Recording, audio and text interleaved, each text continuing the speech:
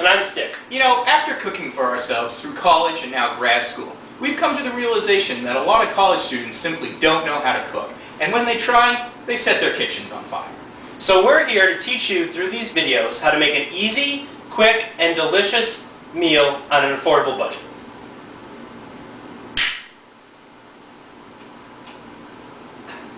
Hi, I'm Alan. I'm Stick.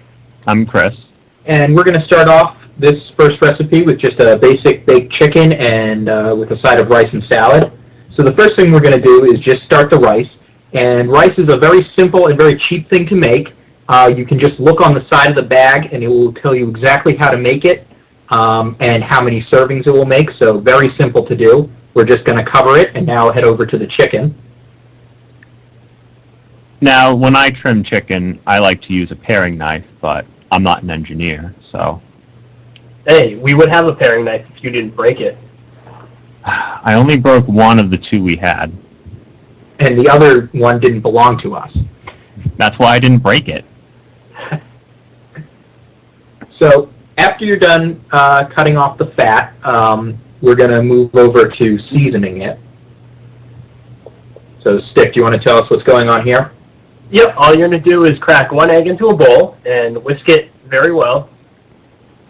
And after you whisk it, you'll see that we're going to put some breadcrumbs onto the plate. And what we're going to do is just dip the chicken into the eggs and then again into the breadcrumbs and just lay it on the baking sheet.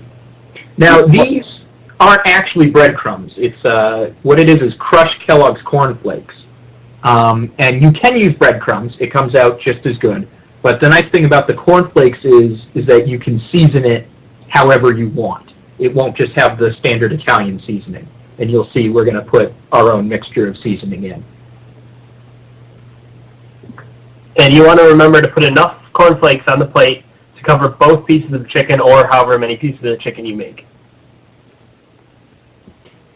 So, you're grinding your own corn, peppercorns. Is that the multicolored ones? That is the four peppercorns. And some salt. Sea salt. And a little bit of garlic powder. And I mean, if you want to throw some different things on it, you can certainly experiment. You know, you can make it basil and oregano would do the Italian flavor. Yeah.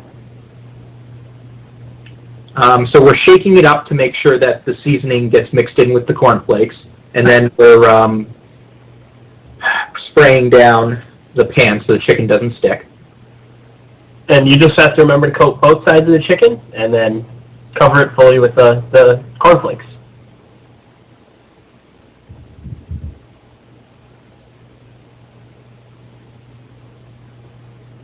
Alright, so by this time you should have preheated your oven to about 375 degrees.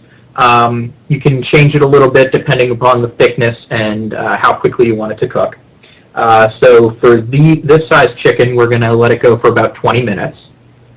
And while it's cooking, we're going to begin making the salad. And the first thing we did was peel some carrots. Now, if you notice in that Ziploc bag, Stick can tell you about that. Yeah, well, we grow our own vegetables, our own lettuce and our own tomatoes in our garden. But you don't necessarily need to grow your own to have a good salad. It's as long as you buy fresh vegetables from the produce section in your grocery store, you'll have a good salad. It is cheaper to grow them, though. It is, and it's very delicious.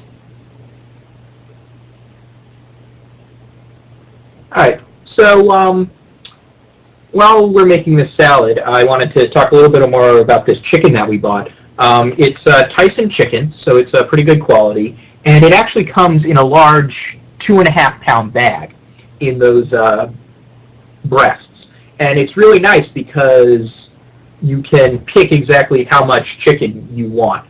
And the last thing you want to do is thaw chicken and then freeze it again. So the ability to pick out exactly what you want for dinner is a really nice convenience that these big bags offer. And if you go to Costco or BJ's, they usually have large amounts of chicken with 2 breasts wrapped together, which is usually enough for 2 people.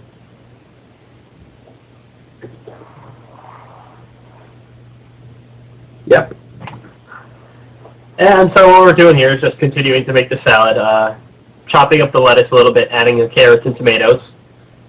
And then after that, we add a little bit of beets and some of the beet juice. The beet juice definitely adds a lot of flavor to the dressing of the salad.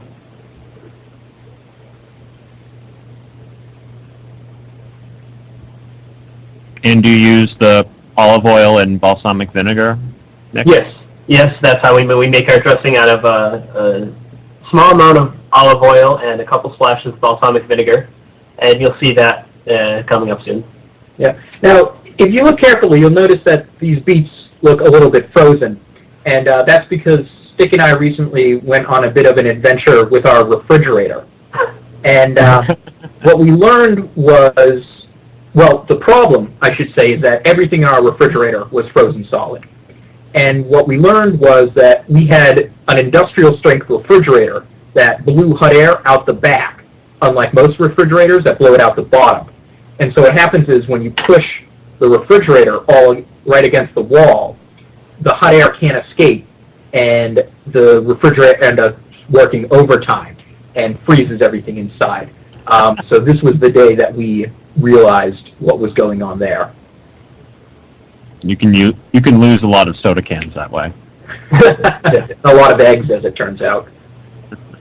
So you want to give us an idea of the proportions you're using for this dressing? Yeah, well, I usually just do it by hand, by sight, because I've done it so many times. But we use extra light olive oil and about 2 tablespoons of that, and 4 or 5 good splashes of balsamic vinegar, followed by a few cranks from our salt shaker. You definitely need to put the salt to balance out the acidic flavors, and it makes a very, very delicious salad dressing. But you need to experiment with it, with the proportions, to make sure you get it right. And the extra light is very important here, or it's going to taste pretty gross. You don't want it to taste too olivey.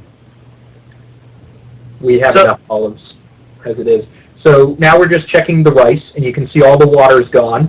And this was on the pan for the stove for about 20 minutes. But again, the bag gives you the complete directions.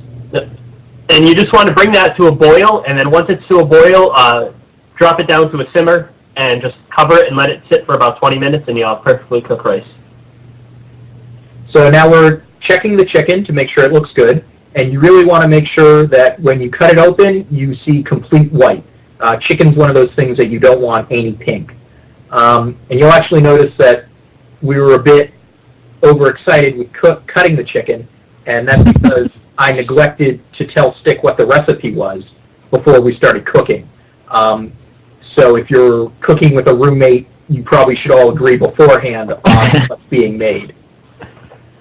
Although the recipe does work for chicken nuggets if you want. Yeah, if you're in a hurry and you want it to cook faster, you can just cut it into smaller pieces. So here's our final meal. If you look closely, you can see the steam rising off it. And, you know, this must be hard for Chris because he doesn't live with us anymore, and so he doesn't actually get to eat any of these meals that he's commenting. Have you been faring pretty well by yourself, Chris? Yeah, I do all the cooking. Thanks to the lessons I learned at college. Yeah, so this came out with 2 meals of this size, so very good for 2 people. You could, of course, make it a little larger or smaller. And the best thing about it is the price. The total came out to $7, which is about $3.50 per person. All right, well, we hope you enjoyed our first episode. I'm Alan. I'm Stick. And I'm Chris. We hope to see you next time.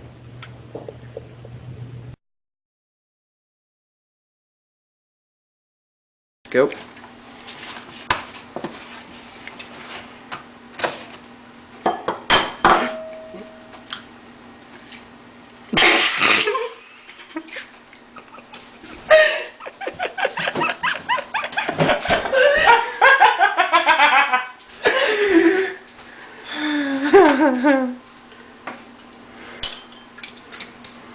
It's just frozen. Maybe we should get a new egg.